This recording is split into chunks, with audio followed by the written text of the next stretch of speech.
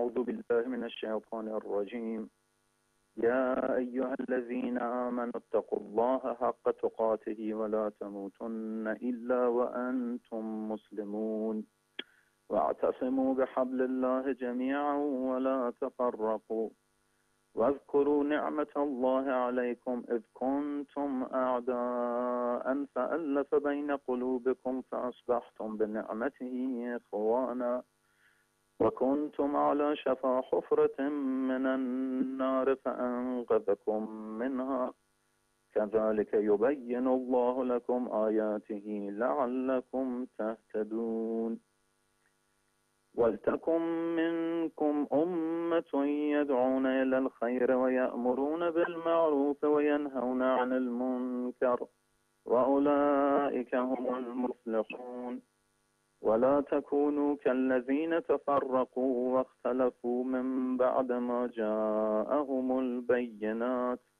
وأولئك لهم عذاب عظيم صدق الله العلی العظیم.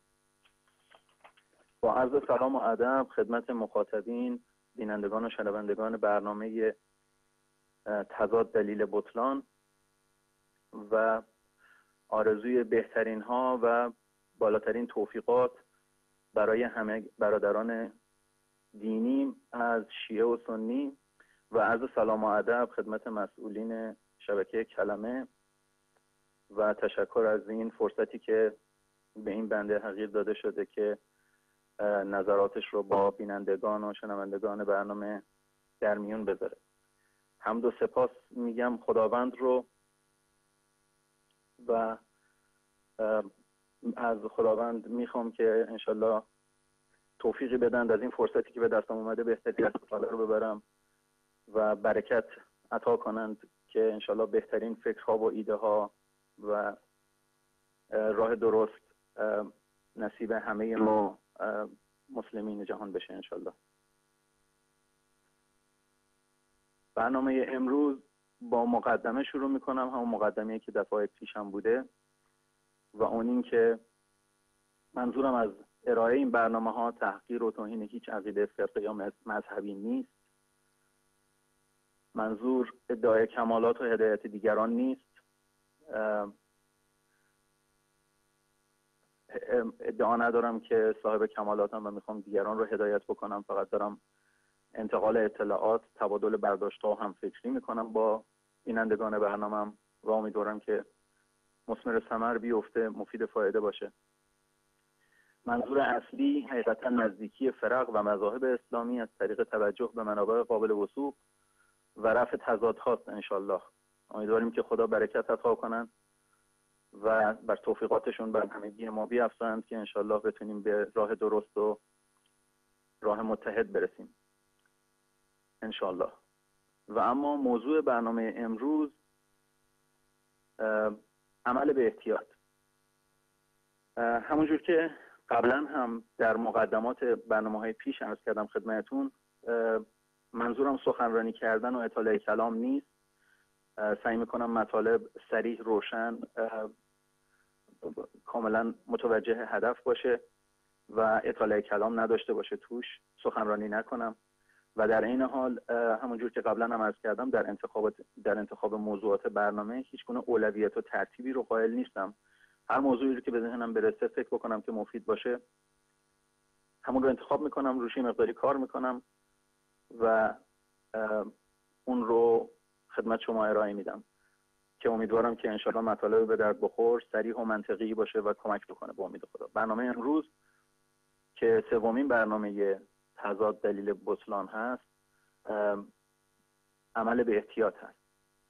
عمل به احتیاط خودش ترمیه که در رساله های عملیه ازش استفاده شده و منطقی هم هست. عمل به احتیاط رو امروز میخوام در رساله های عملیه و یه مثالی از قرآن و در عین حال حکم عقل یه مقدار مختصری راجبش صحبت بکنم و ببینیم که عمل به احتیاط چی هست.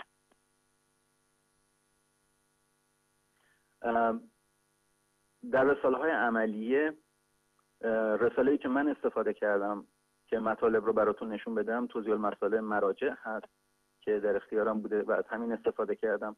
همون اول رساله، اولین بخش رساله که صفحه 11 میشه، احکام تقلید که از مسئله 1 شروع میشه و من این موضوع رو از همون مسئله 1 انتخاب کردم که اینجا درشتر خدمتتون نشون میدم. مسئله 1 میگه که عقیده مسلمان به اصول دین باید از روی دلیل باشد، ولی در احکام غیر ضروری دین باید یا مجتهد باشد که بتواند احکام را از روی دلیل به دست آورد، یا از مجتهد تقلید کند، یعنی به دستور او رفتار نماید، یا از راه احتیاط طوری به وظیفه خود عمل نماید که یقین کند تکلیف خود را انجام داده. پس میبینید اینجا دو موضوع مطرح شده. یکی اینه که مسلمان باید به اصول دینش از روی دلیل باور داشته باشه که این خیلی مطلب مهمیه و انشالله باسی بیشتر راجع به این صحبت بکنیم، ولی فوکوس برنامه امروز روی این مطلب نیست. و مطلب دومی که ارائه میکنه میگه در احکام غیر ضروری 3 طریق ارائه میده که یا باید آدم مجتهد باشه، خودش بتونه احکام رو از روی دلیل به دست بیاره، یا اینکه از مجتهد تقلید کنه، یعنی بدون سوال از دلیل که حالا خدمتتون نشون خواهم داد به دستور او رفتار کنه، یا سومین راه اینه که از راه احتیاط طوری به وظیفه خودش عمل کنه که یقین کنه تکلیف خودش انجام بده. همین راه سوم از طریق احتیاط اسمش هست عمل به احتیاط، همین چیزی که امروز میخوام راجعش صحبت کنم. میفهمد که مثلا اگر عده‌ای از مجتهدین عملی را حرام میدانند و عده دیگر میگویند حرام نیست، آن عمل را انجام ندهد، و اگر عملی را بعضی واجب و بعضی مستحب میدانند آن را به جا آورد. پس کسانی که مجتهد نیستند و نمیتوانند به احتیاط عمل کنند واجب است از مجتهد تقلید کنند. یعنی اگه میتونن به احتیاط عمل کنند، خب میتونن به احتیاط عمل بکنن، واجب نیست از مجتهد تقلید کنند. خب بعضیا نمیتونن به احتیاط عمل کنند، واجبه که از مجتهد تقلید کنند. و این چیزی که در مسئله 1 در احکام تقلید ذکر میکنه که بعضی وقتا عمل به احتیاط حقیقتا نمیشه کرد، چرا که اختلافاتی در بین احکام مجتهدین هست که مخالف یکدیگر. به این شکل نیست که اگر یکی حرام میدونه دیگری مکروه بدونه یا واجب ندونه، اما گاهی وقتا بحث واجب و حرامه. و البته پایین همین صفحه باز توضیحاتی اضافه تر همون قسمت اصول دین داره که خیلی سریع فقط میخونم. موضوع برنامه امروز این نیست، ولی خب شنیده نیست.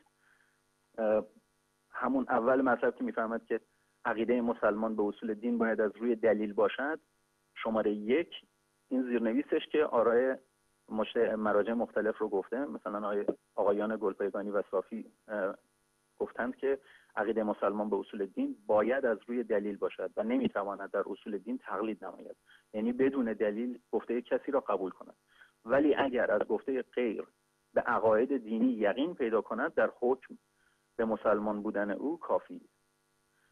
آقایان خویی و تبریزی گفتند شخص مسلمان باید به اصول دین از روی دلیل اعتقاد پیدا کند و نمیتواند در اصول دین تقلید نماید، یعنی بدون سوال از دلیل گفته کسی را قبول کند. آقای سیستانی گفتند شخص مسلمان باید عقیده اش به اصول دین از روی بصیرت باشد و نمیتواند در اصول دین تقلید نماید، یعنی گفته کسی را که علم به آنها دارد به صرف اینکه او گفته است قبول کند، ولی چنانچه شخص به عقاید حقه اسلام یقین داشته باشد و آنها را اظهار نماید هرچند از روی بصیرت نباشد، آن شخص مسلمان و مؤمن است. و همه احکام اسلام و آقای نوری میفرمایند که مسلمان باید به اصول دین ایمان و یقین داشته باشد و این ایمان باید برای هر مسلمانی به اندازه فکر و درک او بر پایه دلیل و برهان استوار باشد.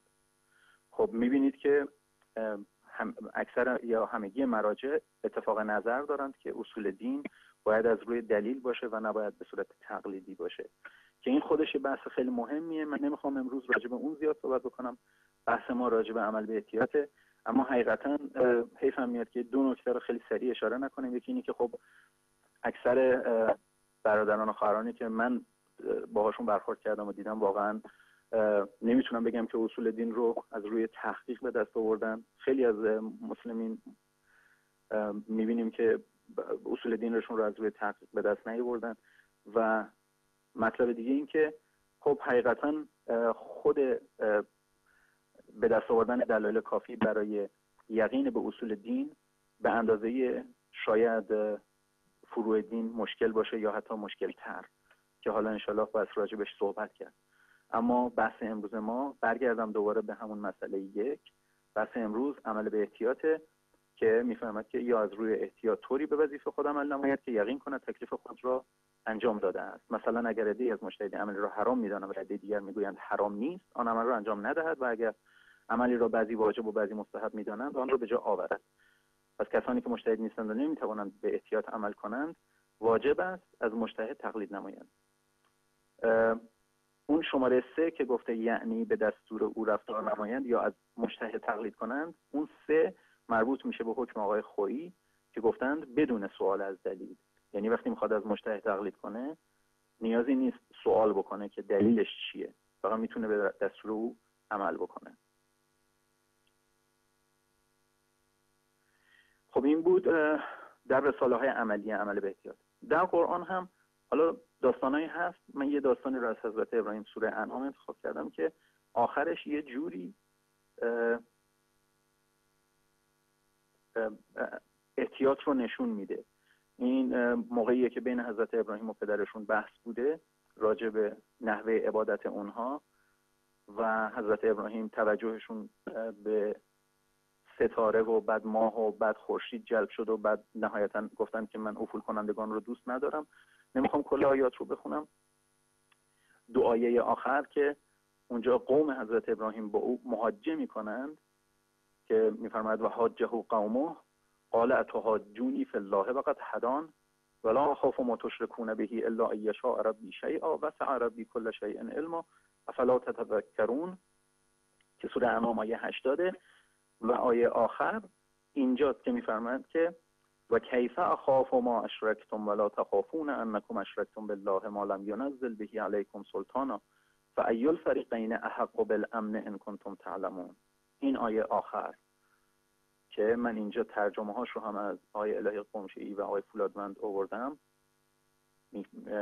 ترجمهش این هستش که و من چگونه از آنچه شما شریک خدا قرار میدهید بترسم در حالی که شما از شرک آوردن به خدا نمیترسید، با آنکه هیچ برهان و حجتی را بر آن شرک بر شما نازل نکرده است. آیا کدام یک از ما دو گروه به ایمنی سزاوارتریم اگر شما فهم سخن میکنید؟ یعنی حضرت ابراهیم به اونها میگه که اگر شما دقت دارین متوجه میشین کدوم از ما به ایمنی نزدیکتریم، سزاوارتریم. ایمنی منظور رستگاری و فلاح روز قیامت رو میفرماید، ایمنی آخرتی رو میفرماید. میگه کدوم به امنیت نزدیکتره؟ یعنی میگه یه خود فکر بکنید ببینید که کی نزدیکتره به امنه. به یه شکلی داره بهشون سفارش میکنه که خب احتیاط کنید ببینید کدوم میتونه مستحق تر به امن باشه. ترجمه آقای فولادمند هم تقریبا شبیه به ترجمه آقای الهی قمشه‌ای هست. میفهمید که و چگونه از آنچه شریک خدا میگردانید بترسم، با آنکه شما خود از این که چیزی را شریک خدا ساخته اید که خدا دلیلی درباره آن بر شما نازل نکرده است نمی‌هراسید. پس اگر میدانید کدام یک از ما دو دسته به ایمنی سزاوارتر است. پس مهم ایمنیه، اینی که آدم راهی رو بره که به ایمنی، به رستگاری، به فلاح نزدیکتر و سزاوارتر باشه، که عمل به احتیاط میتونه کمک بکنه تو این زمینه. من نمیگم که تمام مشکلات رو حل میکنه و وافیه به مقصوده، ولی برای شروع راه بسیار خوبی هست و اطمینان خاطر حاصل میکنه به جهت اینکه این احکام رو مراجع و بزرگانی که به هر حال احکام مختلف رو صادر کردند یا به هر حال فرق مختلف وقتی که به اعتقادی پایبند هستن خب حتما راجبش فکر کردن، دلایلی داشتن و گوییم که شخصی که تازه وارد راه شده دلایل رو هنوز بررسی نکرده یا دسترسی نداشته، ولی به هر حال نتیجه دلیل اون دلایل همین احکامی شده که صادر شده، بنابراین میتونه کمک بکنه. و در رابطه با حکم عقل هم که همیشه از قدیم گفتن احتیاط شرط عقله. بنابراین احتیاط مطابق با تعقل و بینش هم هست. ولی برگردیم به رابطه احکام، همون چیزی که مثالش رو در همون مسئله یک احکام تقلید آوردند. حالات ممکنه رابطه دو تا حکم چیا میتونه باشه؟ یا اینکه احکام یا اون دو حکم، احکامی رو که داریم بررسی میکنیم عیناً مشابهن، یکدیگر رو تایید میکنن، که خب اینها رو بهش میگن احکام مشترک، یعنی همدیگر رو تایید میکنن، اختلافی درشون نیست. یا اینکه با هم مخالفن، یعنی یکی میگه واجب، دیگری میگوید حرام. یا اینکه یکی میگوید حلال، یکی میگوید حرام و اینها مخالف هم دیگه. این رو بهش میگن احکام اختلافی. یا اینکه حالت اثباتی دارن، یعنی یکی میگه واجب و حکم دیگه حالا یا میگه مستحب یا میگه مباح، یا اینکه نهایتا میگه مکروه ولی نمیگه حرام یا مخالفت بکنه با انجامش.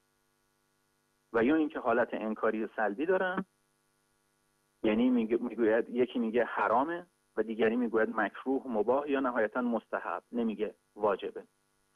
ولی خب تفاوتش اینه که توی حالت اثباتی ما حکم وجوب داریم، تو حالت انکاری حکم انکار داریم، حرام داریم، حکم حرام داریم. حالا اگر دایره عمل به احتیاط رو احکام فرق مختلف اسلامی در نظر بگیریم، نه فقط یک فرقه و فقه رو. البته اگر در تحقیقاتمون به این نتیجه رسیدیم که اسلام دین برحقه. منظور چیه؟ منظور اینه که اگر هنوز کسی در تحقیقاتش در رسیدن به اصول دینش هنوز اطمینان حاصل نکرد که اسلام دین برحقه، خب میتونه همه عمل به احتیاط رو یه مبنای فکری برای خودش قرار بده، ادیان مختلف رو بررسی کنه، مسیحیت رو بررسی کنه، یهودیت رو بررسی کنه. ولی اگر رسیده به اسلام، خب حالا باز اینجا میتونه عمل به احتیاط رو یه ملاکی برای شروع کار بگیره و با احکام فرق مختلف آشنا بشه. حالا اگر دایره عمل به احتیاط رو احکام فرق مختلف اسلامی در نظر بگیریم، نه فقط یک فرقه و فقه، آن وقت عمل به احتیاط ما وسیع‌تر شده، اطمینان بیشتری حاصل می‌کند و انشالله به امن نزدیکتر است. در عین حال دید بهتری از احکام مشترک و اختلافی به دست می‌دهد برای بررسی ادله هر کدام از احکام یا عقاید اختلافی در تحقیقات آینده. یعنی وقتی که میخواد تحقیق بکنه، باز از آراء مختلف فرق با خبره و او کمکش میکنه برای اینی که بتونه به یه نتیجه خوبی انشالله برسه و در شروع میتونه عمل به احتیاط بکنه.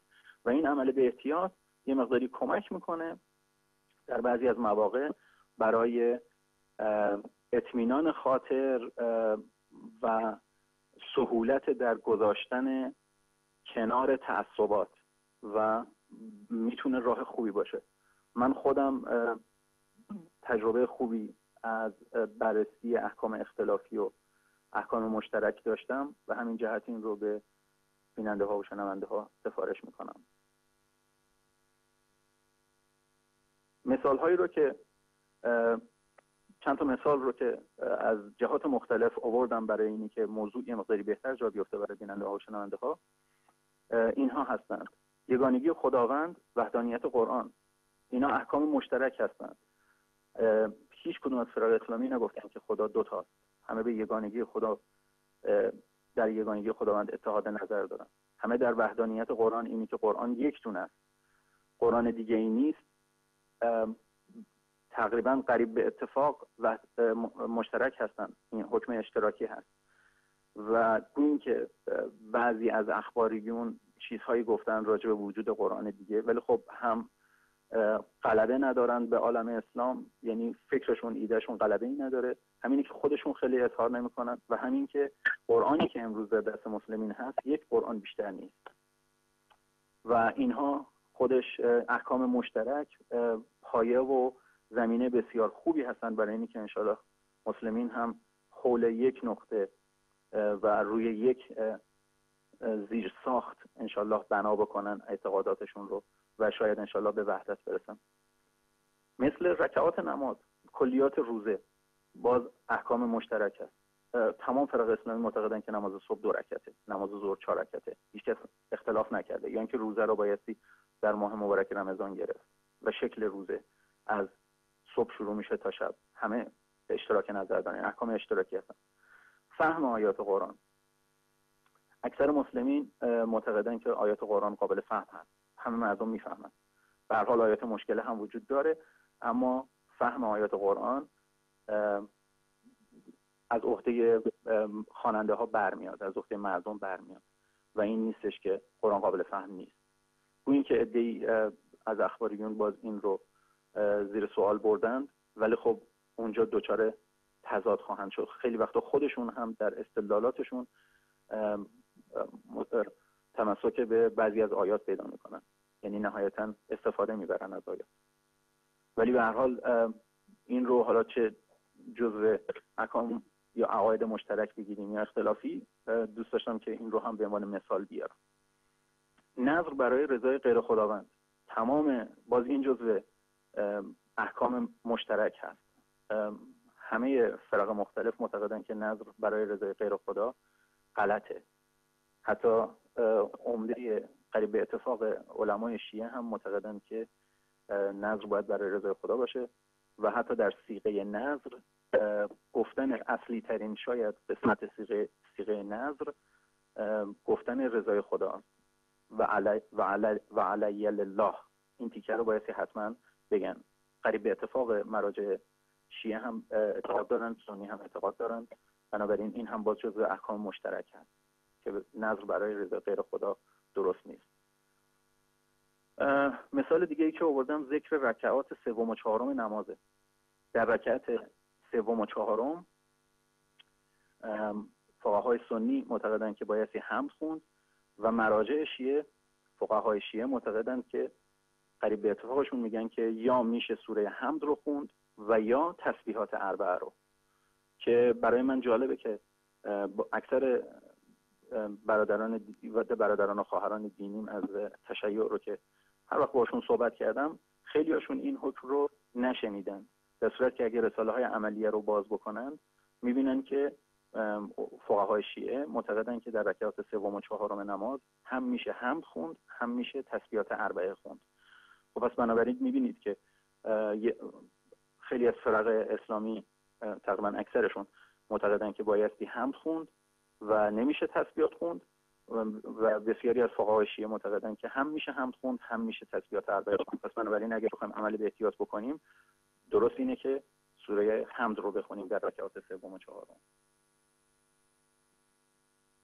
در رابطه با اوقات نمازهای واجب میبینید که اکثر فرق اسلامی معتقدند که باید نمازها رو در وقت درستشون، یعنی جدا از هم خوند، در 5 نوبت خوند و فقهای شیعه عمدتاً معتقدند که مستحب مؤکده که نمازهای واجب رو در اوقاتشون در 5 وعده خوند، نه در 3 وعده.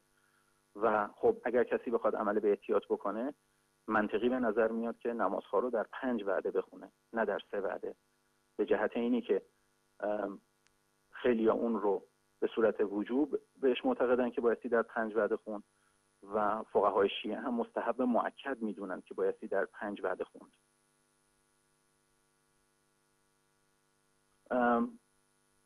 گفتن جمله اشهد ان علی ولی الله در اذان و اقامه بعد از اشهد ان محمد رسول الله، میبینید که خب فرق غیر تشیع این جمله رو در اذان و اقامه نمیگن، گفتنش رو اشتباه میدونند و فقهای شیعه بالاتفاق معتقدن که اشهد ان علی ولی الله جزء اذان و اقامه نیست، فقط محض تبرک اون رو ادا میکنن. و حتی در رساله آقای مکارم دیدم که ایشون قید گذاشته بودن که گفته بودن اشهد ان علی ولی الله رو اگر میخوان در اذان و اقامه گفته بشه، بایستی به گونه‌ای گفته بشه که شنونده متوجه بشه که جزء اذان و اقامه نیست. ولی خب اذان و اقامه هایی که پخش میشه، آدم گوش میده، متوجه نمیشه که این جزء اذان و اقامه نیست. حتی این قید رو ایشون در رساله عملیشون آوردن. بنابراین اگر کسی بخواد عمل به احتیاط بکنه، درستش اینه که اشهد ان لا اله الا الله رو فعلا نگه تا اینی که یقین حاصل بکنی که گفتنش اشکال نداره، که بعد از بررسی ها بسی به این نتیجه برسه. حاجت یا شفا خواستن از غیر خداوند، باز این چه جزء احکام مشترک بگیریم چه جزء احکام اختلافی، نهایت اکثر علما و فقها معتقدن که نمیشه از غیر خدا حاجت خواست یا شفا خواست، ولی میبینیم که در جامعه خیلی وقتا مردم عوام این رو توجه بهش ندارن. ولی اگر بخوایم عمل به احتیاط بکنیم، تا حالا کسی نیامده بگه که اگر از خود خدا حاجت یا شفا بخوایم مؤاخذه خواهیم شد، به جهنم خواهیم رفت. بلکه بالعکس خیلی ها معتقدن که اگر از غیر خداوند حاجت بخواید یا شفا بخواید مؤاخذه خواهید شد و تا حالا کسی خلافش رو به صورت وجوب نگفته.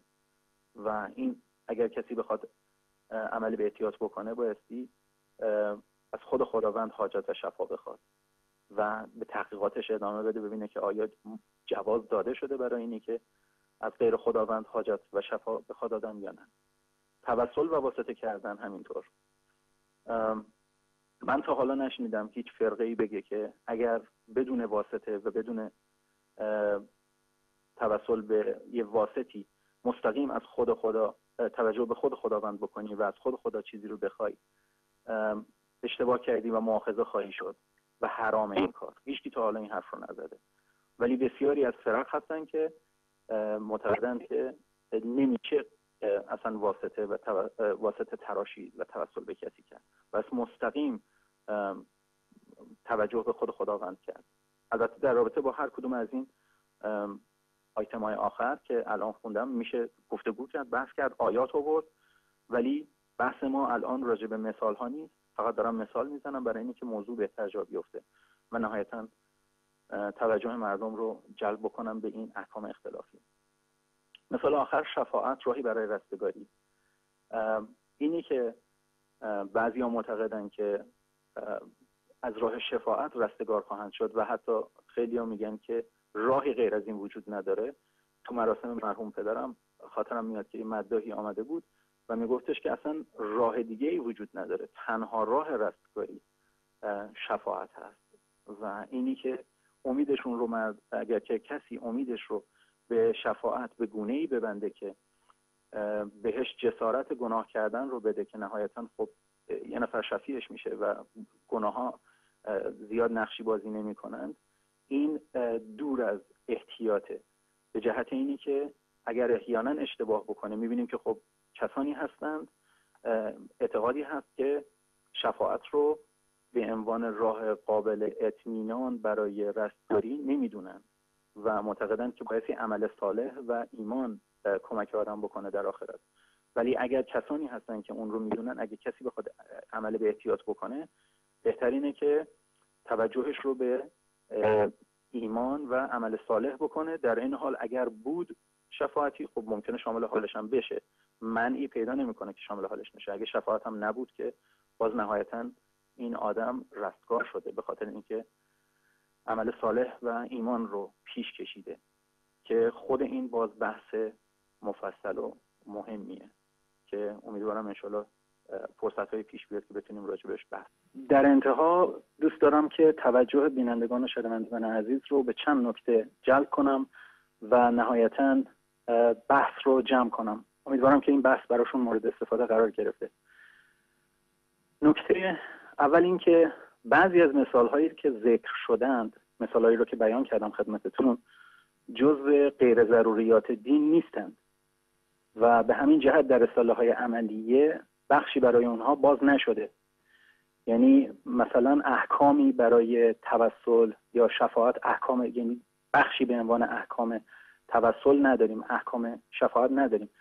ولی با این وجود همینها که جزء اعتقادات به حساب میان، شاید به یه نوعی ضروریات دین هستن، باز مستثنا از قاعده عمل به احتیاط نیستن، قابل استفاده است. یعنی میشه به اعتقاداتی که در فرق مختلف هست استناد کرد، خصوصا که به هر حال صادر کنندگان احکام به هر حال علمایی هستن که زحمت کشیدن، کار کردن حالا چه تو غیر ضروریات دین که به هر حال مستدلاتی داشتن، احکامی رو صادر کردن، و چه توی بحث‌های اعتقادی که حتی اگه اونها رو جزء غیر ضروریات هم بیاریم باز قابل استفاده هست عمل به احتیاط در اونها. و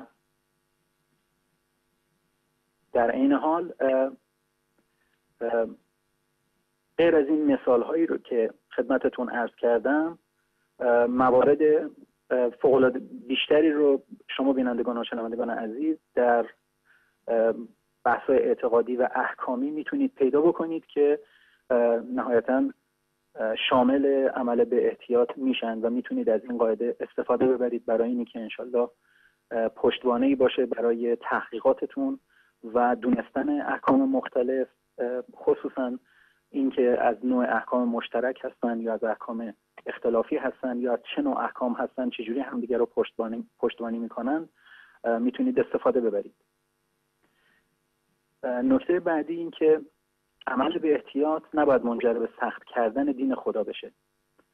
بنابراین نباید نتیجه آن ترک تحقیق برای رسیدن به حکم درست باشه. این به این مفهوم که عمل به احتیاط با حکم به احتیاط فرق میکنه. اگر که همیشه صادر کنندگان احکام یا اگر خودتون دنبال این هستید که حکم درست رو پیدا کنید، اگر بخواید همیشه به عمل به احتیاط متوسل بشید، ممکنه که اون وقت بعد از گذشت زمان طولانی خیلی از مستحبات به واجبات تبدیل بشن و خیلی از مکروهات به محرمات، و این نهایتا شاید منجر به این بشه که دین رو سختش کرده باشیم، نه اون چیزی که شارع گفته. این چیزیه که احتیاط شده در واقع در رابطه باهاش، و این درست به نظر نمیاد. شریعت توقیفی است، در دست شارع، و علی قاعده کسی نباید به دین خدا چیزی اضافه کنه یا از اون چیزی کم کنه، و سخت کردن دین خدا درست نیست. بنابراین عمل احتیاط در واقع سکویی هست برای اینکه آدم طیب خاطر، اطمینان خاطر پیدا بکنه، به تحقیقاتش ادامه بده. در این حال چون صادر کنندگان احکام همونجور که عرض کردم خدمتتون استدلالاتی داشتن، یه مقداری کمک میکنه به اینی که آدم بهتر و ساده‌تر به یقین برسه، و نهایتاً کمک میکنه که آدم ترس و تعصبی رو که ممکنه که از قبل نسبت به احکامی رو که مدت‌ها به هر حال بهشون پایبند بوده، معتقد بوده، اون رو کنار بذاره و خالصانه به دنبال تحقیق بره، دنبال نتیجه درستی باشه که نهایتاً رضای خدا در اون انشالله. نکته دیگه این که عمل به احتیاط در احکام مخالف کاربرد نداره. مفهوم این حرف اینه که احکامی که با هم کاملا مخالفن، یعنی یک حکمی صدور به واجب میکنه و دیگر حکم حرام میدونه، یا در واقع حلال و حرام، هر کدوم از اینها که حکم مخالف همدیگر رو دارند، عمل به احتیاط معنی پیدا نمیکنه، که چون که احکام با هم مخالفن. بنابراین اونها رو بایستی حتما دنبال دلیل قانع کننده رفت و انتخاب کرد که کدوم یک درست هستند. نکته دیگه این که آیا خود اصل تقلید و شرایطش بعد از تقلید است یا قبل از آن و لازم به تحقیق و وصول به یقین؟ این در واقع سوالیه که برام مطرحه، چون بخش اول رساله عملی اختصاص به تقلید داده شده، ولی این سوال پیش میاد که آیا خود اصل تقلید هم بعد از تقلیده، یا اینکه بایستی اصل تقلید رو و شرایطش رو عقلاً و تحقیقاً بفهمیم و بپذیریم، نهایتاً تقلید کنیم. این هم به عنوان سوالی در ذهن من هست که اگر فرصت‌های پیش بیاد انشالله بهش بپردازیم.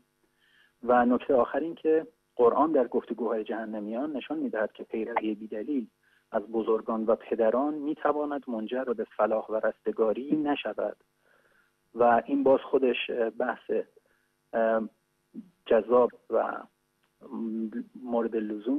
مورد لزومیه که انشالله شاید توی فرصتی بتونیم چند تا از این آیات رو بهشون انشالله بپردازیم. به عنوان نمونه میفرماید که جهنمی ها به پروردگار میگن که ربنا انا اطعنا سادتنا و کبرانا فاضلونا السبیلا، یعنی اونها تبعیت کرده بودن، به این جهت گمراه شدن، اونها گمراهشون کرده بودن. بنابراین این هم باز بایستی گوشه ذهنمون باشه که به هر حال نحن ابناء الدلیل، ما به دنبال دلیل باید بگردیم و انشالله بتونیم به راه حق و حقیقت برسیم. امیدوارم که این برنامه هم مورد توجه و پسندتون قرار گرفته باشه و استفاده برده باشید. خواهشم اینه که از پیشنهادات و راهنمای سازندتون بی‌نصیب نگذارید. امیدوارم که روزی بیاد که احکام اختلافی با همفکری و مساعدت همه علمای اسلام به احکام مشترک تبدیل بشند و احکام همشون از نوع اشتراکی باشند به امید خدا و با آرزوی ازدیاد توفیقات و هدایت برای کلیه برادران و خواهران دینیم از شیعه و سنی و همچنین خودم البته از همگی بینندگان و شنوندگان عزیز خداحافظی میکنم و بهترین آرزوها را برای امت اسلام دارم و السلام علیکم و رحمت الله و برکاته.